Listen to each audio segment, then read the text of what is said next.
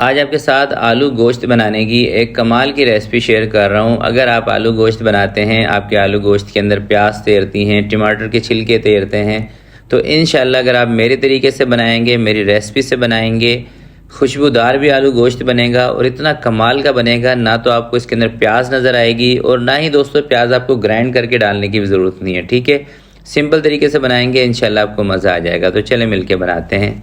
बिस्मिल्लाहिर्रहमानिर्रहीम। एक मैंने रख लिया है प्रेशर कुकर, आप कोई पतीला कढ़ाई भी ले सकते हैं। 1 कप यानी कि 200 ml कुकिंग ऑयल और 2 इसके अंदर मीडियम साइज़ की प्याज।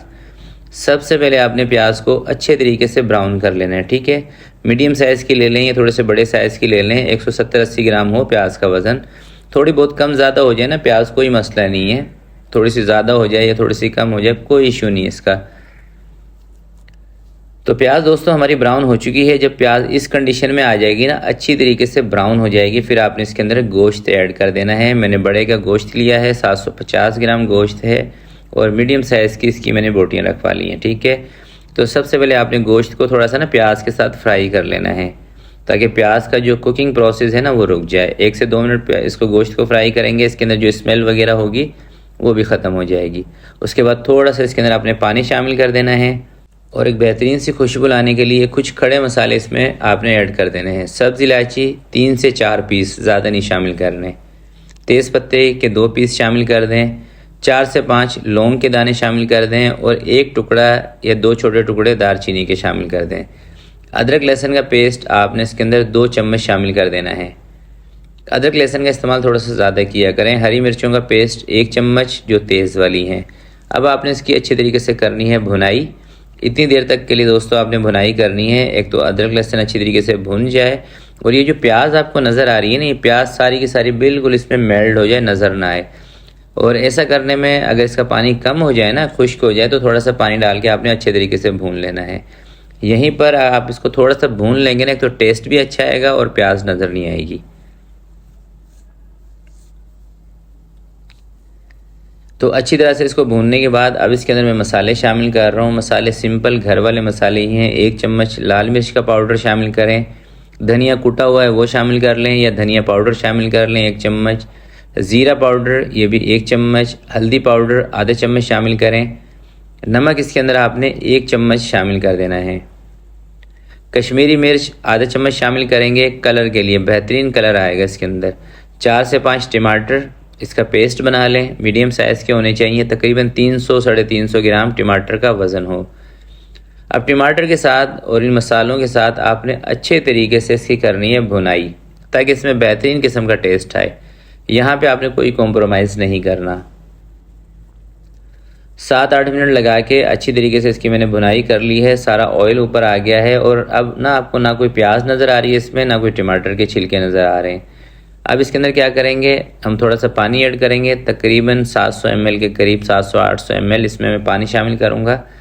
कप के हिसाब से 3.5 से 4 कप पानी शामिल कर लेते हैं।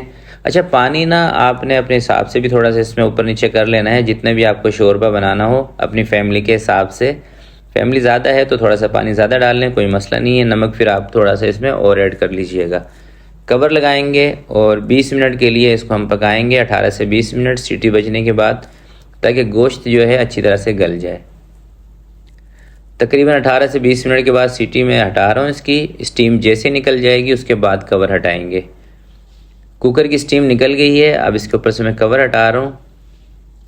ठीक है, 18 से 20 मिनट के अंदर ना वैसे गोश्त गल जाता है, चेक करने की ज़रूरत नहीं है, बाद में चेक कर लेंगे। 4 से 5 आलू इसके अंदर मैं शामिल कर रहा हूँ। वेट की बात करें तो तकरीबन 400 ग्राम के करीब होंगे। 5 से 6 हरी मिर्चें इसके अंदर ऐड कर दी हैं। अब कोई भुनाई नहीं करनी, मिक्स करके इसके ऊपर लगाएं कवर लगा के तकरीबन 12 से 14 मिनट के लिए आप इसको छोड़ दें, ताकि आलू गल जाएं और गोश्त में जो कसर है वो भी पूरी हो जाए। 12 से 14 मिनट पकाने के बाद अब कवर दोस्तों इसका मैंने हटा दिया है। अब सबसे पहले मैं आपको चेक कराता हूँ गोश्त और आलू। ठीक है, शोरबा आप इसका देख लें, मेरे ख्याल से बेहतर है। तो सबसे पहले ये देखिए, आलू बेहतरीन गल चुके हैं। आजकल ना मार्केट में लाल आलू आए हुए हैं, उसका इस्तेमाल करेंगे, बहुत अच्छा सालन बनेगा।